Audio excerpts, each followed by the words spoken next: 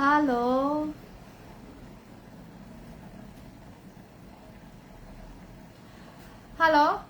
halo, halo semuanya. Terima kasih ya. Oke, ini harusnya begini berdiri, ternyata tidak bisa. Oke. Hari ini membahas tentang apakah ada calling visa ya, calling visa dan direct hire. Di sini untuk Indonesia tidak ada ya sebenarnya direct hire, dan untuk ada tetapi direct hire itu hanya bisa dilakukan dengan satu majikan yang sama. Namun dilakukan dengan satu majikan yang sama pun itu ada beberapa persyaratan yang harus dipenuhi dari majikan maupun dari pekerja sendiri. Jadi dari PRT ada sendiri, dari majikan juga ada sendiri. Dan persyaratan untuk direct hire atau kontrak mandiri ini tidak mudah. Di antaranya ya, satu, majikan harus menyediakan surat lawyer di mana persetujuan kedua belah pihak, dan majikan akan bertanggung jawab keseluruhan dengan ya Mbak, tadi memang sengaja tak miring nih ya, dan sekarang tak berdirikan. Enggak apa-apa ya. Nah, jadi majikan harus menyediakan surat persetujuan lawyer atau surat penguat dari lawyer, law firm dari Hong Kong. Nah, selain kontrak kerja dan juga pernyataan bahwa akan bertanggung jawab atas resiko semua dari pekerjanya. Dan bagi PRT-nya harus mengirimkan surat wali, surat izin, kemudian dokumen dari Indonesia, diantaranya kalau sudah menikah adalah buku nikah, kartu keluarga, dan juga akte, dimana untuk pembuktian bahwa Anda memang melakukan kontrak mandiri dengan satu majikan yang sama dan tanpa paksaan. Dan jika ada apa-apa harus bertanggung jawab dengan sendirinya, KJRI tidak mau bertanggung jawab. Ini ada ya. Jadi ini adalah direct hire atau kontrak mandiri. Sementara direct hire dengan calling visa itu berbeda lagi ya. Nah, kalau calling visa di sini ya, calling visa itu berbeda lagi. Calling visa tidak ada. Sejak 2017 1 Maret itu sudah ditiadakan calling visa. Jadi sebenarnya calling visa itu hanya satu istilah. Istilah dimana bagi teman-teman yang sudah sudah pernah bekerja di Hong Kong, hingga dia mau proses lagi ke Hong Kong, masih ada paspor ataupun sudah ada Hong Kong ID, kemudian sudah bisa bahasa, jadi tidak perlu belajar lagi di PT, tetapi tetap mengikuti prosedur-prosedur yang sudah diberikan oleh pihak Indonesia. Meskipun Anda tidak tinggal di PT, ya kan, tetapi sebenarnya Anda prosesnya sama. Jadi calling visa ini tidak ada sebenarnya ya. Tetapi bagaimana, kita potongan gaji Mbak Kontreng? Bagaimana ya potongan gaji kalau kita dari Indonesia itu, bagaimana prosedurnya seperti apa? Well, masalah potongan gaji sebenarnya ada 3 skema di sana, ya kan? Anda boleh bayar sendiri yang nyatanya katanya zero cost. Jadi sebenarnya tidak ada zero cost, hanya saja Anda membayar pembiayaan itu seperti dokumennya ya, paspor, semuanya itu sendiri. Halo Mbak Sri Mulyani, waalaikumsalam ya. Terus jadi pasporan semuanya itu biaya sendiri. Anda keluar biaya di depan. Jadi nanti sampai Hong Kong tidak perlu potong gaji. Itu namanya zero cost. Yang zero cost sebenarnya dari pemerintah Anda itu disuruh pinjam uang. Jadi sebenarnya beda, ya kan, pemahaman ini beda. Terus ada lagi, kalau potongan gaji sekian, potongan gaji adalah urusan Anda dengan pihak PT. Jadi sebelum Anda terbang, sebelum Anda PAP, Anda akan menandatangani satu perjanjian hutang antara Anda dengan pihak PJTKI. Anda disuruh memilih yang mana. Tapi yang pasti kalau PAP pasti dinyatakan Anda zero cost, karena itu laporan formalitas kepada BP2MI ya, yang mana harus dilakukan oleh setiap PJTKI dan CPMI. Jadi perlu diketahui, potongan gaji adalah urusan Anda dengan pihak PT, bukan dengan agensi ya. Iya Mbak, aku kok heran ya zero cost itu. Gak usah heran Mbak ya, gak usah heran. Sebenarnya memang seperti ini ya. Jadi ini bukan rahasia lagi. Dan kenapa potongan itu bervariasi? Jadi ada yang 1.600, ada yang 3.000, ada yang 2.000. itu dikembalikan kebutuhan kalian sebelumnya bagaimana, negosiasi kalian bagaimana gitu loh. Kalau kalian melakukan pinjaman tambahan, otomatis akan dijadikan satu juga. Jadi ingat, pesangon, ya kan, kalian dapat pesangon, ada lagi nanti kalian pinjam untuk kebutuhan pribadi lainnya, itu dijadikan satu di situ. Jadi kenapa potongan Anda membengkak? Dan satu lagi, ada kemarin kasus disuruh mengganti biaya karantina dan tiket 5.000. Itu nggak ada ya sebenarnya, nggak boleh ya.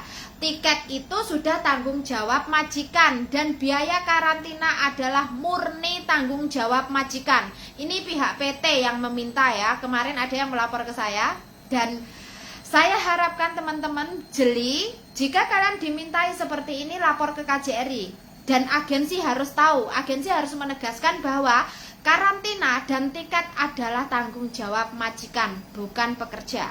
Jadi pekerja itu nggak bayar tiket dewe, yang dari PT itu nggak bayar tiket sendiri loh ya. Yang dari PT itu tiket dari majikan, dan karantina, biaya karantina dari majikan, tidak boleh mengganti biaya karantina. Dan ini terjadi kemarin malahan, dan disuruh bayar ke Bank BRI ya. Jadi pihak PJTKI harap berhati-hati kalau Anda melakukan ini, dan ada bukti Anda bisa diskors loh ya. Nah ini harap berhati-hati, pihak PT dan juga stafnya harus tahu ya ini. Terus untuk smart renewal yang hari ini, sampai hari ini banyak majikan Hongkong yang gagal paham tentang smart renewal. Nah bagi teman-teman sendiri juga harus bisa menjelaskan ya, apa itu smart renewal. Smart renewal is a service online for renewal contract with an employer and the same employee, or employer with the same helper, but it's not applicable for Indonesian helper.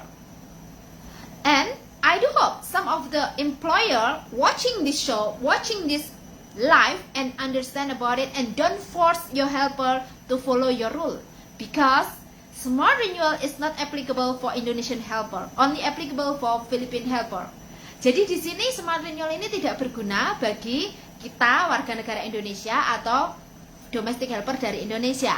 Tetapi smart renewal akan berguna bagi orang Filipina karena mereka tidak menggunakan agensi. Sementara untuk orang Indonesia, smart renewal untuk kontrak kerja diperlukan agensi untuk ke KJRI. Jadi di sini yang perlu ditegaskan kepada teman-teman untuk memahamkan kepada majikan. Karena majikan disuruh melihat YouTube saya itu tidak mau, karena mereka merasa tertampar ya mungkin. 你係邊個啊？你係工人嚟㗎？點解咁多口水啊？你係邊個啊？ Dia akan seperti itu, ya kan? Dan jadi begitulah, karena mereka merasa tertampar, mereka merasa tidak terima, ya akhirnya seperti itu. Dan dia tidak mau mengakui bahwa oh ternyata有啲工人可以解釋俾你聽。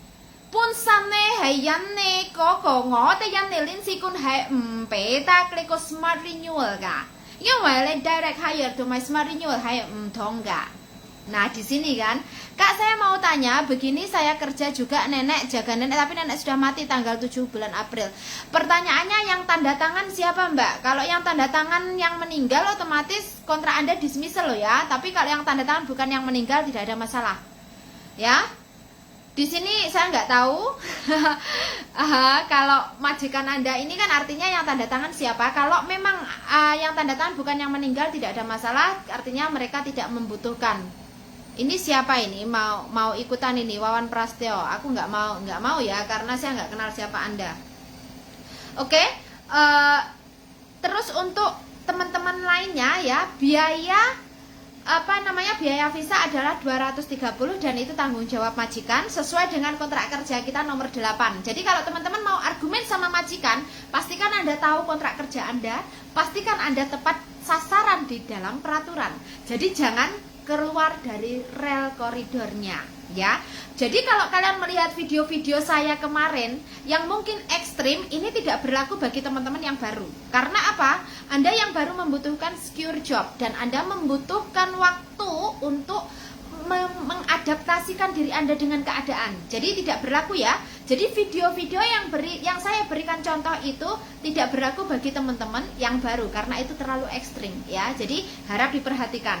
Kalau kalian anak baru, ingat ada beberapa hal yang perlu dipertimbangkan. Jadi di sini murni kalau kalian mengikuti page ini, lebihlah cerdas menjadi seorang PMI. Kalau Anda tidak cerdas, Anda yang rugi ya. Oke, majikan emang gitu Mbak, majikan sering nggak suka dijelaskan. Pasti majikan nggak mau. Every employer didn't like to be lectured. This is normal. So that's why I say don't need to be double standard, because actually you are not knowing about the rule of Indonesian consulate. Ya, disitulah perbedaannya ya. Seharusnya dia bertanya kepada orang Indonesia, bukan bertanya kepada pemerintahnya, karena memang tidak sama. Ya, ya Mbak Nevi Suce, ya halo Mbak, ya hadir dari Maonsan, ya terima kasih semuanya ya. Dan saya harap ini majikan juga nonton pastinya. Nanti kalaupun tidak nonton, dia akan rewind video ini. Jadi semoga saja bisa membuka mata mereka ya. Oh ya Mbak Siti Minawati, ya terima kasih ya. Terus di sini masalah long service juga mau saya bahas ya teman-teman. Long service ini tidak wajib ya. Long service ini adalah bersyarat. Sekali lagi long service tidak wajib, long service itu bersyarat ya.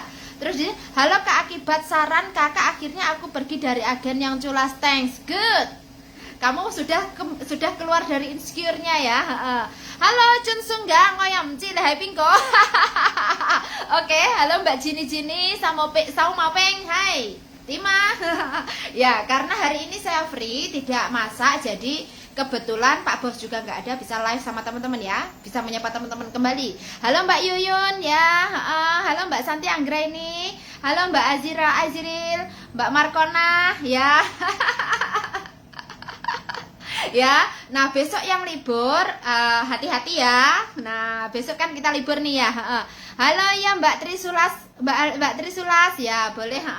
Mbak Mawar Beri, Mbak tanya kalau majikan dulu nginterminit setelah CC 3 bulan di Indo mau dijeng lagi apakah bisa?